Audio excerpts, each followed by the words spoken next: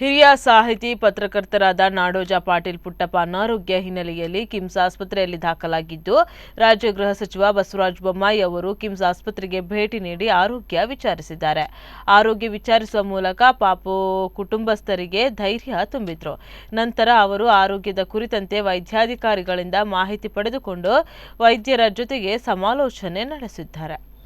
ಜೀವನವನ್ನೇ ಮುಡುಪಿಟ್ಟಿರುವಂಥ ಪಾಟೀಲ್ ಪುಟ್ಟಪ್ಪನವರು ಕಳೆದ 1 ತಿಂಗಳಿನಿಂದ ಅಸ್ವಸ್ಥರಾಗಿದ್ದಾರೆ. ಅವರು ಜೀವನ ಉದ್ದಕ್ಕೂ ಹೋರಾಟವನ್ನು ಮಾಡ್ಕೊಂಡು ಬಂದವರು. ಈಗೂ ಕೂಡ ಹೋರಾಟವನ್ನು ಮಾಡ್ತಾ ಇದ್ದಾರೆ. ಅವ್ರು ಮಾಡಿರುವಂಥ ಹೋರಾಟ ಬಹುತೇಕವಾಗಿ ಯಶಸ್ವಿಯಾಗಿದ್ದಾವೆ. ಈ ಹೋರಾಟದಲ್ಲೂ ಕೂಡ ಅವರು ಯಶಸ್ವಿ ಆಗ್ತಾರಂತ ನಾನು ದೇವರಲ್ಲಿ ಪ್ರಾರ್ಥನೆ ಮಾಡ್ತೀನಿ. ಬೇರೆ ಎಲ್ಲ ಪ್ಯಾರಾಮೀಟರ್ಸು ಸರಿ ಇದೆ.